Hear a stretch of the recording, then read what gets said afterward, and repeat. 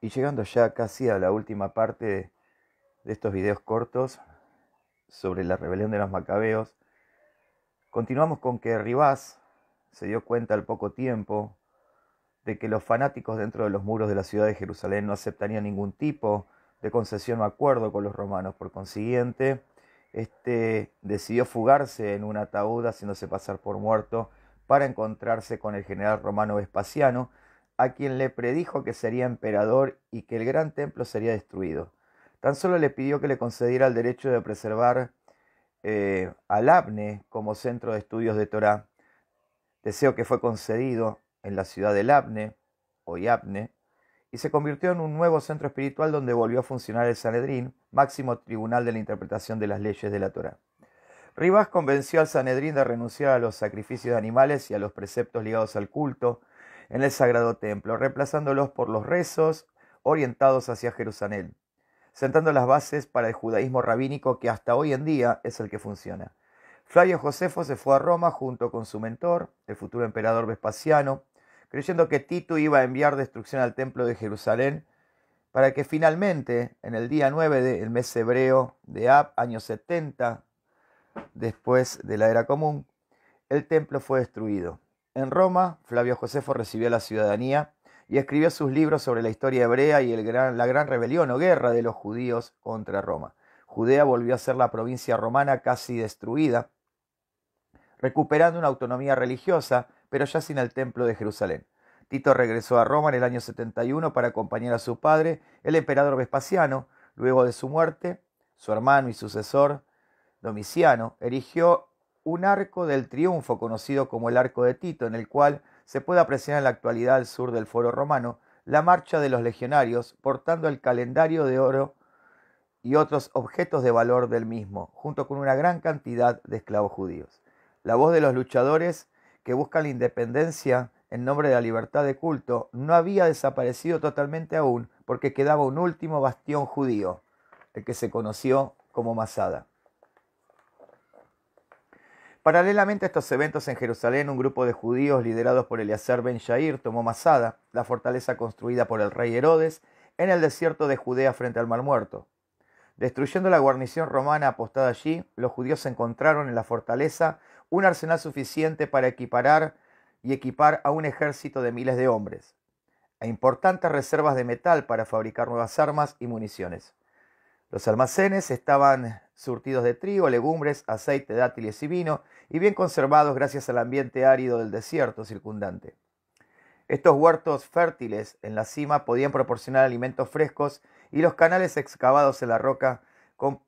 capturaban y conducían el agua de lluvia a cisternas subterráneas. La fortaleza estaba por tanto preparada para resistir un sitio prolongado.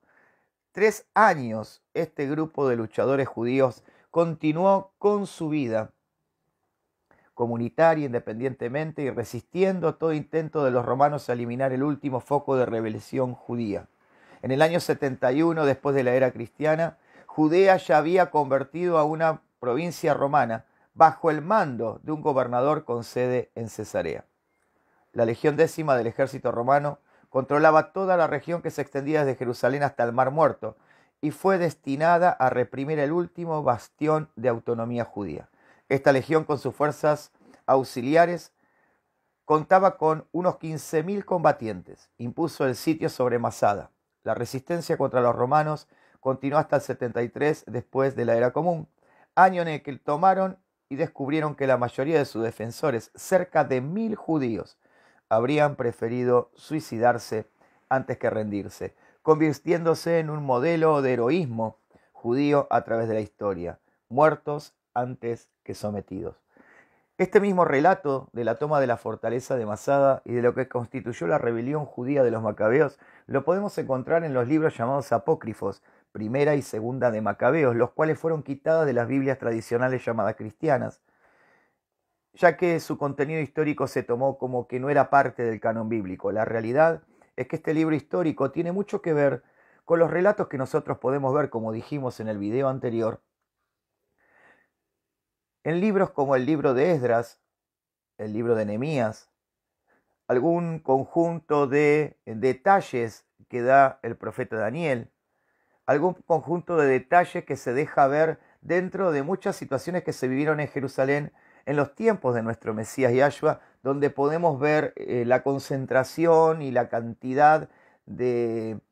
bandos dentro del judaísmo, los celotes, los esenios, los fariseos, los saduceos, y algunos grupos que estaban metidos por ahí y que traían ciertos problemas a lo que era el gobierno de Roma sobre Jerusalén. Uno de los miembros destacados de estos grupos era Simón el Celote, quien era parte de los discípulos de nuestro Mashiach, y también lo podemos ver en la figura de Barrabás, un mercenario, asesino y ladrón, el cual ocupó un lugar interesante en la historia donde se refleja el sacrificio de nuestro Mesías Yahshua, cuando él es puesto junto a este Barrabás para que tomen elección y decidieran quién debía morir crucificado. ¿Por qué contamos esta historia? ¿Por qué nosotros preferimos enseñar sobre estas cosas? Porque hay muchos hechos históricos que determinan el antes y el después del por qué algunas cosas no se practican hoy en día y no tienen que ver con la abolición, sino que tienen que ver con hechos históricos concretos y también con hechos proféticos concretos que están dentro de las Escrituras. Profetas como Ageo y profetas en general dentro de las Escrituras, como el profeta Jeremías y Ezequiel, dan detalles de estas situaciones, de estas invasiones y de estas deportaciones que el pueblo de Israel vivió a lo largo de la historia. Esperamos que en esta primera parte de 3 videos esto les haya sido útil y nos preparamos para la próxima parte de estudio, donde vamos a estar tocando un poquito lo que es el levantamiento de Bar Kokhba, y vamos a estar tratando también muchísimos libros de las Escrituras, como el menos incomprendido de todos, que es el libro de Gálatas, donde el apóstol Pablo jamás dice que la Torá dejó de estar vigente, sino que la reafirma, y que con ese mismo libro nosotros podemos dar fe de que está hablando justamente no de lo que nos enseña el cristianismo tradicional, sino de la realidad de lo que produce la Torá en nuestra vida y lo que realmente es guardar Torá. Les mandamos un abrazo grande y les agradecemos por haber compartido esta primera parte de 3 videos y nos preparamos para los próximos que vienen. Shalom.